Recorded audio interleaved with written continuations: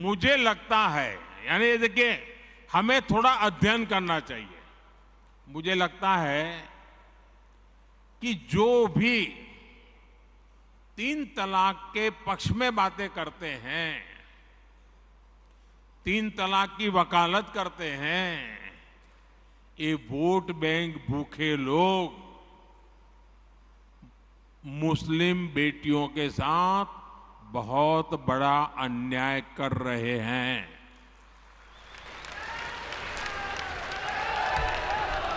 अच्छा, कुछ लोगों को लगता है कि भाई ये तीन तलाक से तो सिर्फ महिलाओं की बात हो रही है। तीन तलाक से जो नुकसान होता है ना, वो सिर्फ बेटियों को होता है ऐसा नहीं है, उसका दायरा उससे भी बड़ा है। आप सोचिए, बहुत ही अरमानों के साथ बेटी को शादी कर करके ससुराल भेजा हो और 8-10 साल के बाद तीन तलाक कह करके उसको कोई निकाल दे, तो उस माँ बाप का क्या होगा जिसके घर में बेटी वापिस आती है? उस भाई का क्या होगा? वो भाई, पिता, सब उस बेटी की चिंता में इतने दुखी हो जाते हैं।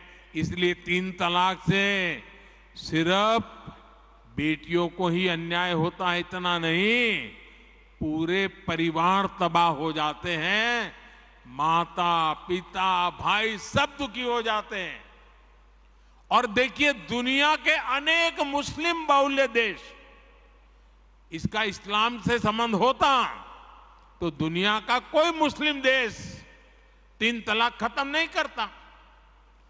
मुस्लिम बहुल्य देश जहां पूरी तरह इस्लाम राज्य है, वहां भी तीन तलाक बंद कर दिया है। मैं परसों इजिप्ट में था, मिस्र में था।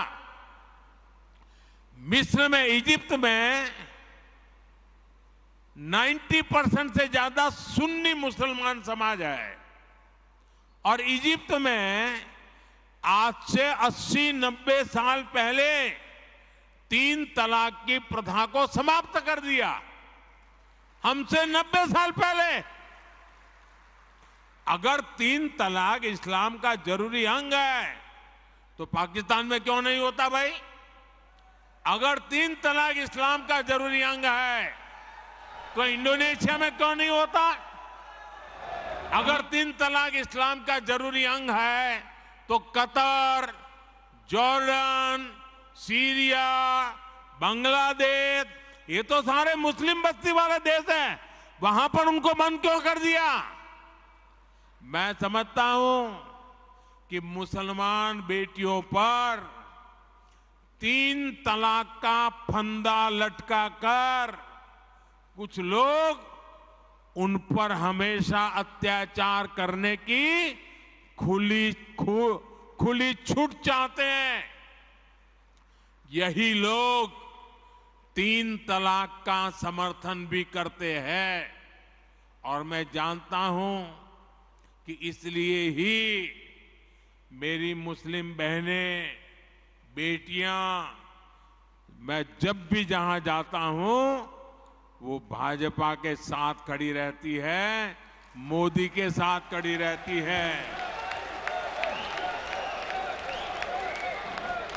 साथियों, भारत के मुसलमान भाई बहनों को भी ये समझना होगा कि कौन से राजनीतिक दल उन्हें भड़का करके उनका फायदा लेने के लिए उनको बर्बाद कर रहे हैं। आजकल हम देख रहे हैं कि यूनिफॉर्म सिविल कोड के नाम पर ऐसे लोगों को भड़काने का काम हो रहा है। आप मुझे बताइए, एक घर में परिवार के एक सदस्य के लिए एक कानून हो, परिवार के दूसरे सदस्य के लिए दूसरा कानून हो, तो क्या वो घर चल पाएगा क्या? कभी भी चल पाएगा क्या?